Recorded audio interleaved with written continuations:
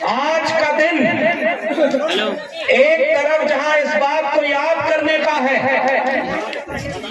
कि हम और आप इस दुनिया के पुराने, सबसे पुराने लोगों में हैं, तो हमारे और आप में कोई अगर बांटे या अलग अलग बताए तो इस बात को पहचानने का भी दिन है कि अगर जितने मूल निवासी हैं, इस धरती के पहले बाशिंदे हैं, आज के दिन हमें फिर से संकल्प लेना होगा कि बांटने वालों की साजिश को हम कामयाब नहीं होने देंगे और हम सब मूल निवासी एक होंगे। आज जब मैं आपके इस कार्यक्रम में आ रहा था तो कितना प्यारा नारा स्वागत में लग रहा था, और वो नारा एक संदेश देता है। वो नारा आप भी जानते हो, एक तीर एक कमान। जोर से आप भी इसको दोहराइए, एक तीर एक कमान, एक तीर एक कमान, सर्व आदिवासी एक समान, सर्व आदिवासी एक समान। ये नारा अपने आप में बताता है कि हमारा और आपका रिश्ता विचारों का है, संघर्षों का है और सपनों का है। आज जब आपके बीच में हम आए और छत्तीसगढ़ के इस आदिवासी बहुल इलाके में आए, तो हम इस बात को यहाँ से महसूस करते हैं और आपसे ये हिम्मत और हौसला लेकर के इस बात को आगे बढ़ाएंगे कि अगर हम सब एक हैं, हम सब का संघर्ष एक है, हम सब का सपना एक है और हमारी आबादी भी ज्यादा है, हम आबादी में भी सबसे ज्यादा है, तो हमारी मांगे मांग के रूप में क्यों होनी चाहिए, अधिकार के रूप में क्यों नहीं होनी चाहिए कि अगर हमारी आबादी ज्यादा है तो हमारी हिस्सेदारी भी ज्यादा है। लेकिन अफसोस, आजादी का अमृत काल चल रहा हो और आजादी के अमृत काल में भी इस देश के मूल निवासियों को अभी जिलाध्यक्ष जी जब मांग पढ़ रहे थे तो उस मांग में आप देखें वो अलग से कुछ नहीं मांग रहे। वो ये नहीं कह रहे कि गुजरात में जाकर हमें फैक्ट्री लगाने का अधिकार चाहिए, वो ये भी नहीं कह रहे कि कुछ रेल कारखाने हमारे नाम बेच दो, हम उसको अपने मुनाफे के लिए इस्तेमाल करेंगे। उस मांग में ये भी नहीं है कि हमको इस देश का राजा बना दो। उनकी मांग क्या है?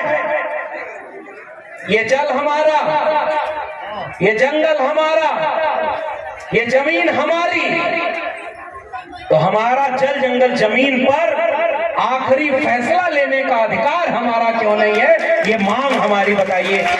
अमृत काल के भारत में ये मांग होनी चाहिए थी क्या? देश का अमृत काल तो तब होता जब इस देश के मूल निवासी लोगों को उनका अधिकार मिल जाता। लेकिन आप कल्पना करिए, मांग पत्र में अभी अश्विनी कांगे जी रास्ते में आते हुए हमें ये बातें बता रहे थे कि भाई आज भी इस देश का आदिवासी क्या मांग रहा है। वो कह रहा है कि वन अधिकार कानून को लागू कर दो, वो कह रहा है कि पैसा एक्ट जो बनाया है उसे कायदे से लागू कर दो, और जो ग्राम पंचायत है उसको अधिकार दे दो। आप कल्पना करिए, और गांव के लोगों, आप जरा गौर से ये बात सुनना और मुझे इस बात का जवाब देना। जो जमीन अमीर हो, जो जमीन संसाधनों से बहुत ज्यादा संपन्न हो, उस जमीन पर रहने वाले गरीब हो, तो बताओ इस देश के हुक्मरानों को सोचना चाहिए कि नहीं कि आपकी नीतियां ऐसी क्यों बन गई कि जिस जमीन के नीचे अरबों रुपए की संपत्ति है उसके ऊपर रह रहा आदिवासी इस देश के हुक्मरानों को नजर नहीं आता है। आखिर क्यों? जमीन आपकी, जंगल आपके, तो क्या आप ये कहते हैं कि जल जंगल जमीन हम किसी को छूने नहीं देंगे? सरकार क्या करती है?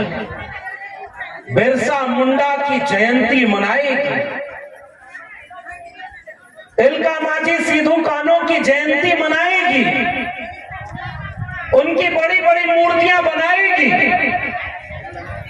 और जब आप मूर्तियों पर माला पहनाएंगे तो आपसे उनको कोई खतरा नहीं होगा। लेकिन तिलका मांझी और सिद्धू कान्हू और चाहे बिरसा मुंडा, जयपाल सिंह मुंडा, शहीद वीर नारायण सिंह, तमाम अपने शहीदों की मूर्तियों के सामने जिस दिन आदिवासी खड़ा होकर उनके विचारों की बात करने लगेगा वो हुक्मरानों को पसंद नहीं आता है।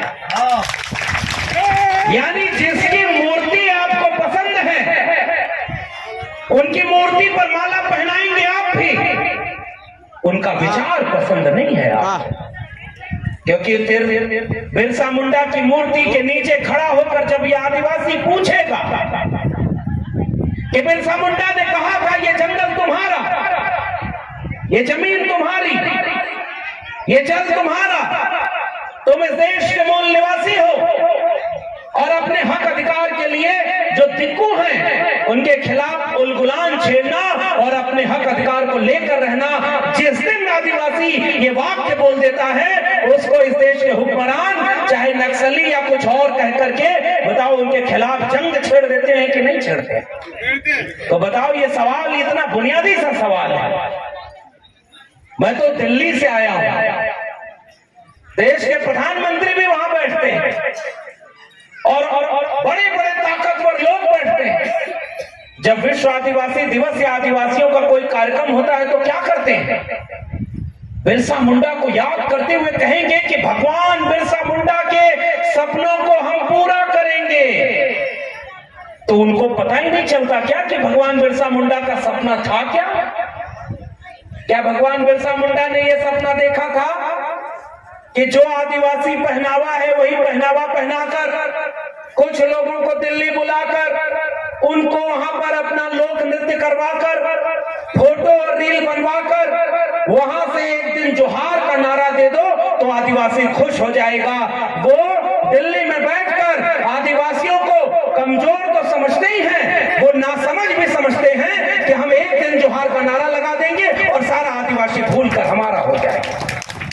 छत्तीसगढ़ के लोगों, जरा आप ये बात बताओ, आपके बीच का पहनावा कोई पहन ले, आपके जोहार का नारा कोई लगा दे और आपके बच्चों का भविष्य बनाने की बजाय उसको बर्बाद करने का फैसला ले ले, तो वो क्या अपना होगा? क्या वो उसका वो एक दिन का तमाशा हमें अभी बच्चों के भविष्य को धोखा देने के लिए है कि नहीं है? अगर आप वाकई बिरसा मुंडा को मानते हो तो मेरा कुछ सवाल है। आपको कहते हो कि विकास को पहुंचाना है। ये नए वाले जब आए थे तो इन्होंने कहा था कि हम विकास लाएंगे। आप लोग पता नहीं मोबाइल में नए जमाने के बच्चे देखते होंगे तो बिहार में एक आदमी बड़ा वायरल हो गया है। वो इंटरव्यू देते देते मीडिया से बोला कि विकास को खोज रहा हूं, 12 साल से मिल नहीं रहा, कहां है विकास? और जब वो घूमता है तो जोर जोर से पूछने लगता है विकास, विकास कहां हो? पता चला 12 साल हो गया, विकास पैदा ही नहीं हुआ है। वो एक आदमी बिहार में मजाक उड़ाते हुए कहता है कि इतने साल से हो गया है, खोज रहा हूं, विकास को मिलता ही नहीं। आदिवासियों के बीच आए जिन्होंने वादा किया था कि हम विकास ले आएंगे, आकर देखें उनकी बड़ी बड़ी मशीनें आती हैं, जमीन के नीचे कहां लोहा है खोज लेती हैं, जमीन के नीचे कहां इस्पात है, कहां जो है वो खनिज संसाधन है खोज लेती हैं, जमीन के नीचे कहां सोना है खोज लेती हैं, लेकिन उसी जमीन के ऊपर जो आदिवासी खड़ा है वो उन्हें नजर ही नहीं आता। बताओ, वो आपको अपना नागरिक बराबर का मानते हैं क्या? नहीं। अगर मानते तो जिस जमीन के ऊपर का आदमी नहीं नजर आता उस जमीन के नीचे का खनिज ही केवल नजर आता है। तो बताओ, वो विकास आपके लिए है या विनाश है? आपकी सड़कें पहुंच गई जंगल, आपके बड़े बड़े कल कारखाने पहुंचने लगे जंगल, और जंगल में बैठा आदिवासी पूछ रहा है हमारे बच्चों के लिए स्कूल कब आएगा जंगल में, हमारे बच्चों के लिए अस्पताल कब आएगा जंगल में। उस सड़क पर चल करके केवल तानाशाहों के लोग आते हैं। आदिवासी बच्चा उसी सड़क पर खड़ा होकर एक दिन पूछता है कि मेरे गांव में जहां चलने के लिए सड़क नहीं है, उस सड़क में मेरा स्कूल का मास्टर कब आएगा जो मुझे शिक्षा देगा ताकि मैं भी उलगुलान का नारा जोर से लगा सकूं। आपने सड़क बनाई तो क्या स्कूल खोला, अस्पताल खोला? आपको वो आदिवासी नजर नहीं आता। विश्व आदिवासी दिवस पर यह सवाल हम यहां से दिल्ली तक सुनाना चाहते हैं कि आपके इस इलाके में कितना स्कूल, कॉलेज और विश्वविद्यालय बना। आखिर इंसान और इंसान की कीमत बराबर। जब मैं यहां देखता हूं इस देश में एक मसीहा हुआ जिसका नाम था बाबा साहब डॉक्टर भीमराव अंबेडकर, जिन्होंने संविधान बना करके कहा कि राजा रानी के पेट से पैदा नहीं होगा, जनता के वोट से पैदा होगा और हर व्यक्ति की बराबर की वोट की कीमत होगी। जितना अंबानी और अडानी के वोट की कीमत उतना आपके भी वोट की कीमत, ये संविधान ने आपको अधिकार दिया। अब जरा ये सवाल मेरा आपसे है, क्या वाकई आपके और उनके वोट की कीमत एक है? क्या हम भी वोट देते हैं तो हमको उतना फायदा मिलता है जितना मिलना चाहिए? मैं उस संविधान सभा की बहस में जब हमारे पुरखे जयपाल सिंह मुंडा बोल रहे थे तो उनका एक वाक्य मुझे याद आता है इस मंच से। जब वहां बहस चल रही थी कि लोकतंत्र क्या है, तो जयपाल सिंह मुंडा खड़े होकर के कहते हैं हम इस देश के मूल निवासी हैं, आप हमको लोकतंत्र मत सिखाइए, हम लोकतंत्र में जीते हैं। इस देश के मूल निवासियों को लोकतंत्र सिखाने नहीं, उनसे लोकतंत्र सीखने की जरूरत है ताकि हम इस देश को सबका देश बना सके। जयपाल सिंह मुंडा ने क्या कहा? मैं आज जब आपके बीच में आया हूं तो मैं भी तो एक सवाल पूछता हूं।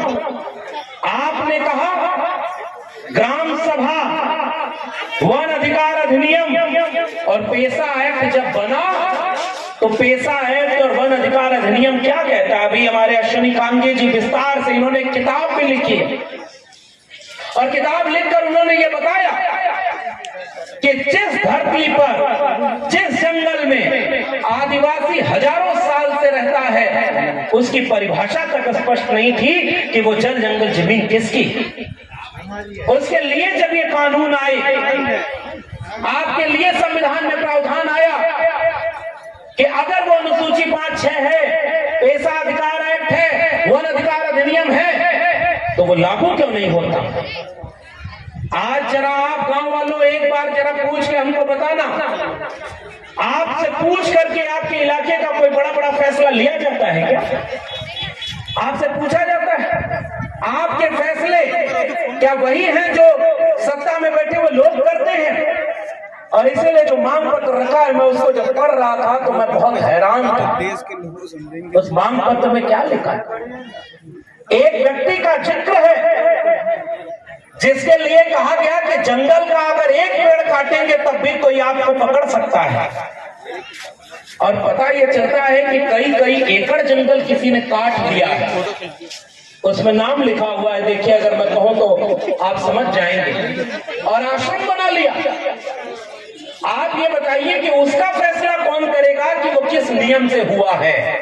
बताइए, उसका जवाब देना चाहिए कि नहीं देना चाहिए? देना चाहिए। आप कल्पना करिए कि वो सारे फैसले कौन ले रहा है। मैं जब भी आदिवासी परिवार के बीच में आता हूं तो एक बात मुझे बड़ी शिद्दत से याद आती है। आपके गमछे का रंग भी पीला है और हम जिस ओबीसी किसान परिवार से आते हैं, उस ओबीसी यानी पिछड़े समुदाय किसान परिवारों का भी रंग पीला है।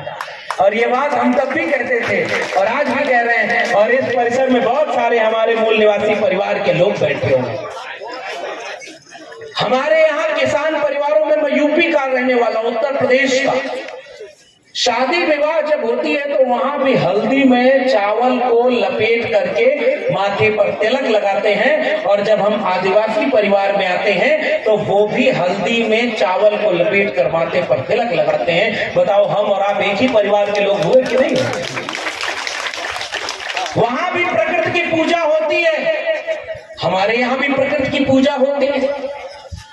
आज जब ये कार्यक्रम हो रहा था तो लोग कह रहे थे कि आज बहुत तेज बारिश हुई इसलिए कम लोग आ पाए हैं। तो हमने कहा, देखो भाई, ये आदिवासी परिवार का कार्यक्रम है, मूल निवासी परिवार का कार्यक्रम है, जिसकी कई पीढ़ियां इसी मौसम से लड़ते और इनसे ही अपना रास्ता बनाते गुजरी हैं। ये मौसम से डरने वाले लोग नहीं है, और हजारों लोग जो यहाँ आप आए हो, ये इस बात का सबूत है कि आपको इस तरह का कोई मौसम से आप परेशान नहीं होते, क्योंकि आप आज केवल उत्सव मनाने नहीं आए। अश्वनी जी ने हमसे बताया कि जब विश्व आदिवासी दिवस मनता था तो बड़ा बड़ा डीजे लग जाता था, उसमें गाने होते थे, उसमें नाच गाने होते थे, और सारा दिन उत्सव में बीत जाता था। तब इन लोगों ने फैसला लिया कि पहले हम जितने हमारे आदिवासी परिवार के माताएं, बहनें, बुजुर्ग और नौजवान आएंगे, पहले एक वैचारिक गोष्ठी होगी, और उस वैचारिक गोष्ठी से हम इनको ये समझाएंगे कि आपके बच्चों का भविष्य कैसे खतरे में है। पहले जागो और अपने हक अधिकार को बचाओ, ताकि आने वाली पीढ़ी भी डीजे पर गाना बजा के नाच सके, कहीं वो गुलाम न पैदा हो जाए। इसलिए वैचारिक कार्यक्रम हो रहा है, और इसलिए हम लोग आपके बीच में आए हैं। और हम अलग से आपके बारे में बहुत सारी बातें नहीं करेंगे, क्योंकि आप अश्वनी जी और आपके जिलाध्यक्ष जी ने वो मांगे की हैं और आपको आके बताएंगे। लेकिन हम आपसे ये कहने आए हैं कि ये लड़ाई बहुत बड़ी है। ये लड़ाई इतनी बड़ी है कि जिस छत्तीसगढ़ में खड़ा हूं मैं, इस छत्तीसगढ़ में मूल निवासी लोगों की आबादी कितनी है? जरा पढ़े लिखे लोगों मुझे जवाब देना, कितने % मूल निवासी लोग छत्तीसगढ़ में है? जोर से बोलिए, सब मिलाकर 32 तो ऐसे आदिवासी लोग, और मूल निवासी सब मिलाकर के कितने हो जाएंगे? और उसमें ओबीसी और सब मिला देकर, शेड्यूल कास्ट को भी मिला देकर, तब कितने हो जाएंगे? लगभग 90%। एक जगह आया तो वहां तो पता चला कि 97% है ना। तो कहाँ है वो? गांव में अभी इंतजार कर रहे हैं कि हमारे यहाँ एक सड़क बन जाए, ताकि कोई बीमार पड़े घर में तो उसको अस्पताल ले जाकर दवाई ले सके। वो गांव में पड़ा हुआ है। उसके बच्चे कितने प्रोफेसर बन गए। मैं दिल्ली विश्वविद्यालय में 14 साल प्रोफेसर रहा। मेरी किताब आई है, अश्वनी जी बताएंगे, और यहाँ मिल जाएंगे आपको किताबें। देश में 45 केंद्रीय विश्वविद्यालय, माताओं बहनों आप भी सोच के समझ के देखो, विचार करो। देश में 45 केंद्रीय विश्वविद्यालय सेंट्रल गवर्नमेंट का, 2019 तक उसमें एक भी ओबीसी प्रोफेसर नहीं था, 0। प्रधानमंत्री ओबीसी था, लेकिन प्रोफेसर ओबीसी नहीं, एक भी वाइस चांसलर ओबीसी नहीं। और आज जब 2026 में हम यहाँ खड़े हैं तो 45 केंद्रीय विश्वविद्यालयों में एक विश्वविद्यालय ऐसा है जिसमें शेड्यूल ट्राइब यानी आदिवासी वाइस चांसलर है, एक, क्योंकि वो विश्वविद्यालय ही आदिवासियों का है, मजबूरी है।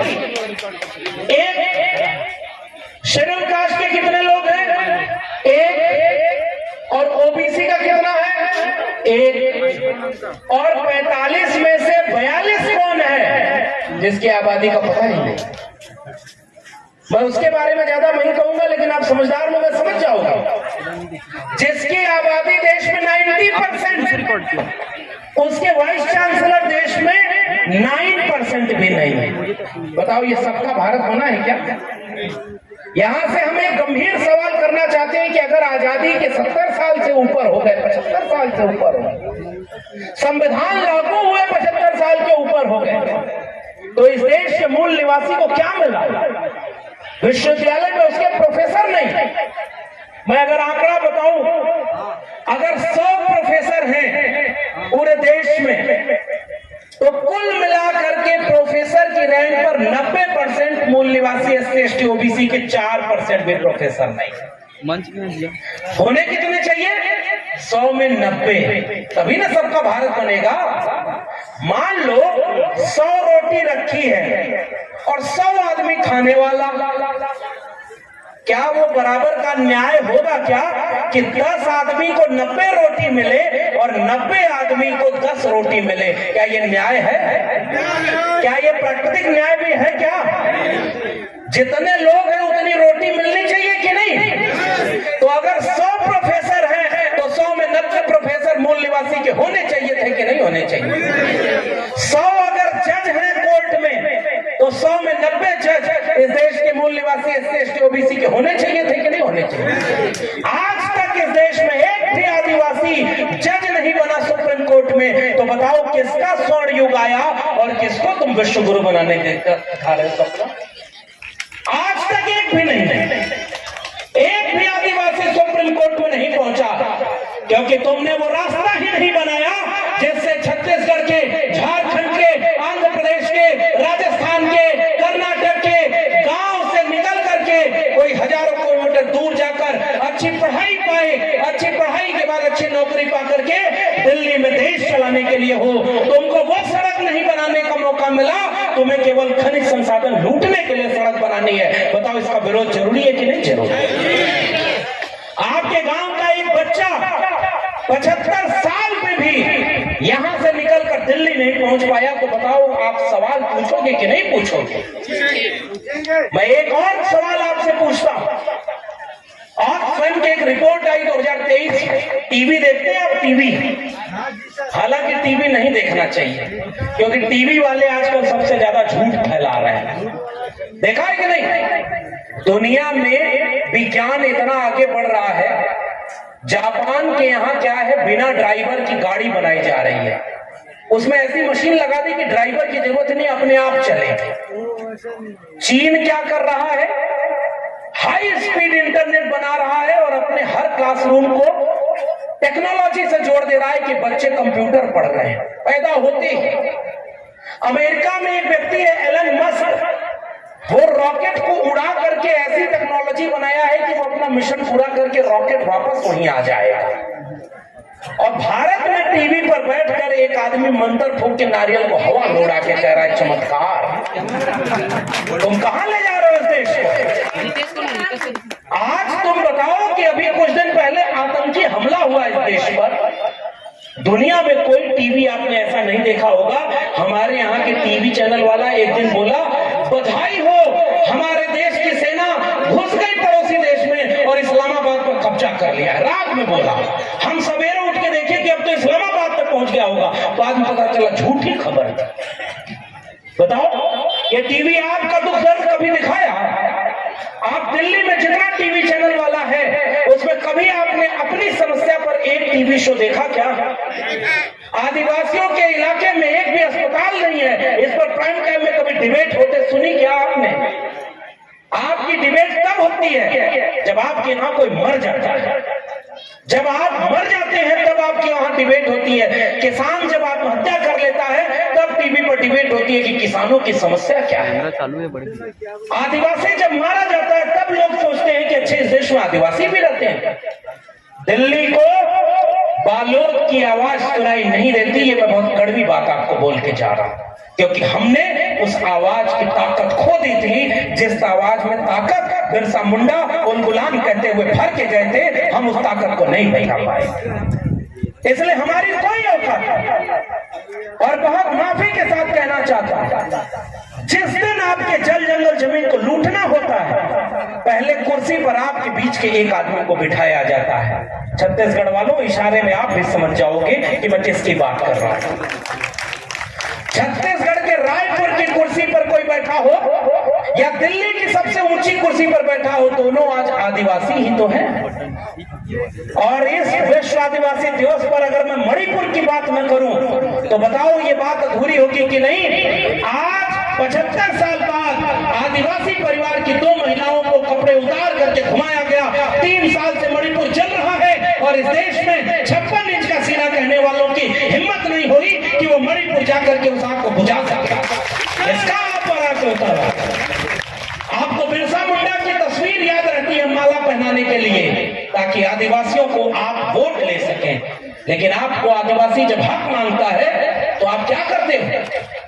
ये मांग पत्र जो रखा है, इस मांग पत्र में ऐसे ऐसे लोगों का जिक्र है जिसके बारे में मैं यहां नहीं बोलूंगा, क्योंकि मुझे लौटकर उत्तर प्रदेश जाना है जहां फर्जी मुकदमा हो जाता है। हालांकि मुकदमा फर्जी यहां भी होता है और हमसे बेहतर ये आप लोग जानते हो। देश के गृह मंत्री से एक बार पूछा गया कि आपने इतने आदिवासियों को मारा, प्रमाण कहां है कि वो कौन थे? तो देश की संसद में इसका जवाब दिया गया कि मिस्टेकन आइडेंटिटी थी, हमसे गलती हो गई। बताओ, आज भी आपके जान की कीमत क्या है कि कोई मार दे और उसके बाद कहें कि गलती हो गई थी। आज कहा जाता है कि हमने पूरे भारत को नक्सल मुक्त कर दिया। अच्छी बात है, हम तो बाबा साहब डॉक्टर अंबेडकर के संविधान में यकीन रखते हैं। हम ये मानते हैं कि कलम की ताकत सबसे बड़ी ताकत होती है, वोट की ताकत सबसे बड़ी ताकत होती है। इस देश का आदिवासी अपने हाथ में इस तरह की बंदूक लेके तो नहीं घूमता, लेकिन फिर भी मैं जानना चाहता हूं कि हसदेव के जंगलों को कटने से इस देश का आदिवासी क्यों नहीं बचा पाया, और सरगुजा के जंगल को भी, अपनी जमीन को क्यों नहीं बचा पाया? ये सवाल आज आदिवासी को विश्व आदिवासी दिवस पर पूछना होगा। अगर आप में ताकत थी, जिस दिन हुकूमत बदलती है, दिल्ली से एक नारा लगाता है एक निजाम, एक पेड़ मां के नाम, और जिस दिन वो वहां पर फोटो खिंचवाता है एक पेड़ मां के नाम, उसी दिन छत्तीसगढ़ और झारखंड के लाखों पेड़ अडानी के नाम कटवा देता है। बताओ, इस बात का सवाल यहां से पूछा जाना चाहिए कि नहीं? ये आप किसको धोखा देना चाहते हैं? और आप, मैं तो पिछले दिनों बस्तर गया था, बस्तर में जाके पता चला कि देश के गृह मंत्री के बेटे के नाम भी वहां जमीन है। 200 एकड़ जमीन है। मुझे लगता है कि बीच में जब मुफ्त फ्री होते होंगे आईसीसी में क्रिकेट मैच कराने के बाद, तो पापा जब कहते होंगे तो बेटा आके वहां खेती करते होंगे, क्योंकि वो जमीन तो खेती की जमीन, किसानों की जमीन है। आपको पता ही नहीं चला साहब, वो कहते रहे परिवार वहां। और बताओ, अपने बेटा बेटी को कहां भेजा हुआ है सर? आप जहां आप हो वहां उनका बेटा बेटी है क्या? मैं बस्तर जब गया, वहां के आदिवासी लोग जब मिलने आए रात को, उन्होंने कहा साहब हमारी सुनने वाला कोई नहीं है। देश में हुकूमत कहती है कि नक्सल खत्म हो गया, लेकिन पैरामिलिट्री आज भी वहीं खड़ी है। और अश्वनी जी मुझे बता रहे थे कि जहां से वो जा रहे हैं वहां खाना बन रहा है। जिस आदिवासी को पेट में खाना नहीं मिल रहा, उसको हर 10 कदम पर थाना मिल रहा है, ताकि पुलिस निगरानी करे कि कहीं 4 आदिवासी इकट्ठे होकर अपने हक अधिकार का सवाल तो नहीं पूछने लगे। मैं जब आ रहा था यहां तो कुछ खोज कर रहा था कि देश में आज आदिवासी क्या कर रहा है, तो मैं देखा कि मणिपुर का आदिवासी खून के आंसू रो रहा है, क्योंकि उनके यहां आज भी आग लगी है, आग बुझ नहीं पा रही। मैं जब यहां आ रहा था तो मैंने रास्ते में देखा केन बेतवा मध्य प्रदेश में 2 नदियां हैं, उन नदियों को जोड़ने की एक परियोजना सरकार ने बनाई। उस परियोजना में 200 गांव से ज्यादा विस्थापित हो रहे, पूरा गांव डूब रहा है। और वहां के आदिवासी कई कई दिन तक पानी में खड़े रह के आंदोलन किए, दिल्ली ने नहीं सुना। फिर पानी पर चिता बनाकर लेट गए, दिल्ली ने नहीं सुना।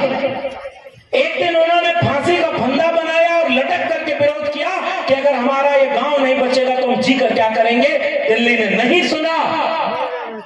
और आज भी वहां आदिवासी मध्य प्रदेश का संघर्ष कर रहा है। और आज इंटरनेट पर खोज कर देखना, देश के प्रधानमंत्री वहां कुछ आदिवासियों को रील बनवाने के लिए डांस करवा रहे हैं। बताओ, आपको चुनना और पहचानना होगा कि नहीं, कौन आपके भविष्य के लिए लड़ रहा है और कौन आपके भविष्य के लिए खतरा है। मैं आपसे ये सवाल करके जा रहा हूं, मैं आपसे सवाल करके जा रहा हूं कि झारखंड में आज तक दिल्ली के एम्स के जैसा अच्छा एम्स क्यों नहीं बन पा रहा था?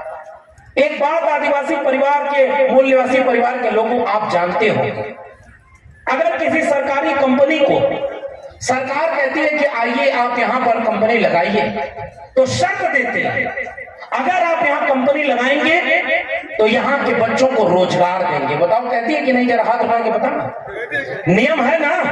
अगर कंपनी लगाएंगे तो रोजगार देंगे ना?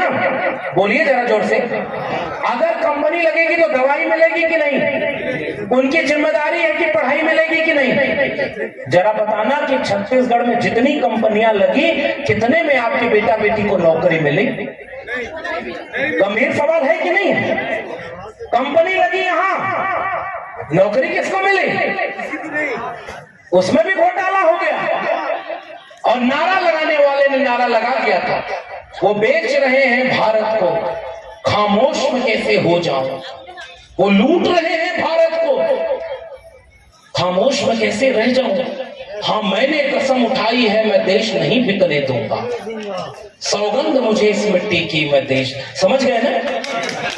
आपको एक गांव की कहानी सुनाता हूं। एक तोता पाला था एक आदमी, तो उसका दोस्त जब उसके घर में जाए तो तोता कहता था कि पागल आ गया, पागल आ गया।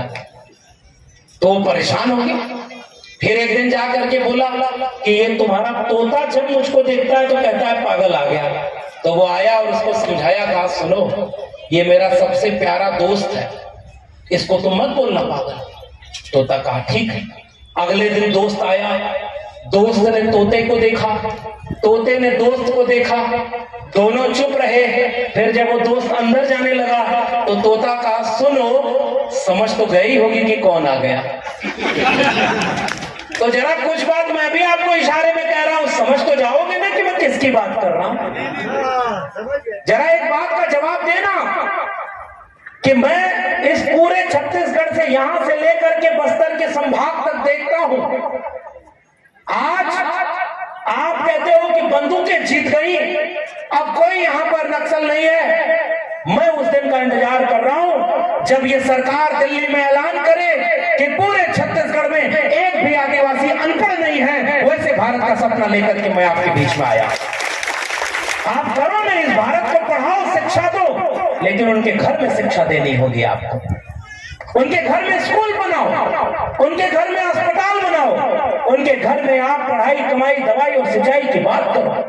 आपने वो नहीं किया। पिछले दिनों भारत में 100 अरबपतियों की सूची जारी हुई थी। सुनी जी, मैं आपको वो डिटेल भेजूंगा, भेजेगा। 100 अरबपति यानी देश के 100 सबसे बड़े अमीर लोग। और जिन आदिवासियों की आबादी यहाँ 32% है, जिनकी पूरे देश में आबादी तकरीबन 9% पहुंच गई है, उनका एक आदमी भी 100 अरबपतियों में नहीं है। बताओ ये किसका भारत बना है? पैसा है किसके पास? दो भारत बन रहा है, दो। एक भारत लूट रहा है और दूसरा भारत लुटा रहा है। इसीलिए हमारे बहुजन समाज के एक नायक चौधरी छोटू राम ने कहा था, ये जंग कमेरा बनाम लुटेरा की है। हम मूल निवासी कमेरा लोग हैं जो मेहनत करके, श्रम करके इस दुनिया को रहने लायक बनाते हैं, और कुछ लोग हमारी मेहनत को लूट रहे हैं। आज 9 अगस्त को ये हिसाब करने का दिन है कि अब हमारी मेहनत को हम किसी को लूटने नहीं देंगे। अब हमारे श्रम का हिसाब होगा, जिसकी जितनी संख्या भारी उसकी उतने हिस्से।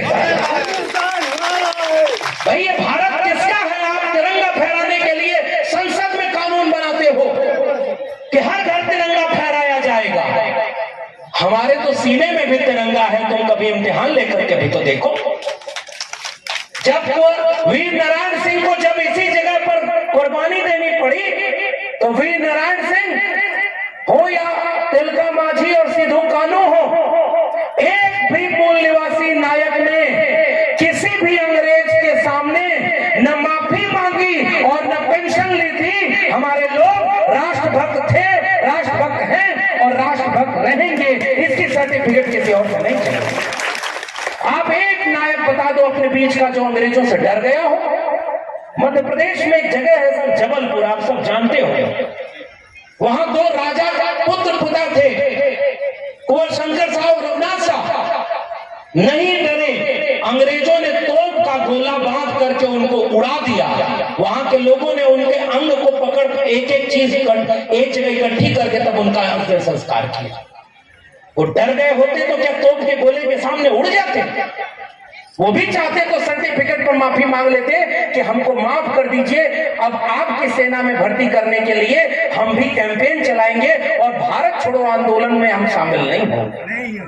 आज 100 साल पूरा हो गया उन सबों का और आपकी भी तरफ घूम रहे हैं। छत्तीसगढ़ में सर बिलासपुर और उधर की तरफ जब गया तो वहां के लोगों ने एक वीडियो दिखाया।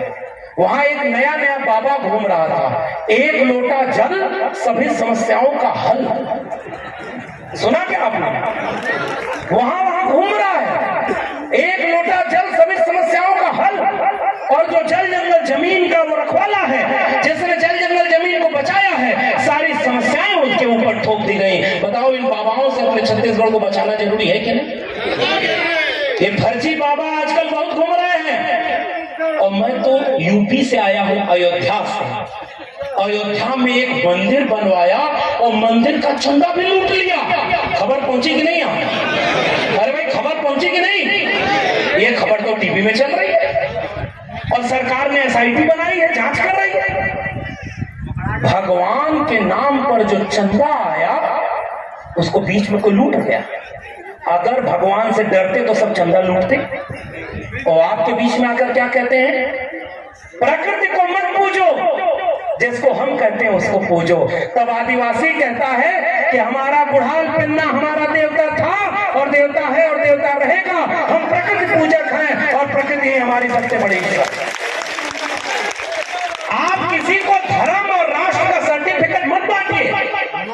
इस देश के मूल निवासी लोग हजारों साल से जिसकी पूजा करते आ रहे हैं उसको पूजने दीजिए।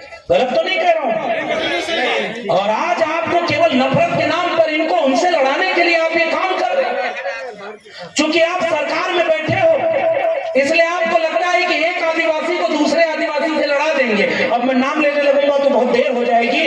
आपके यहाँ भी साजिश चल रही है कि नहीं?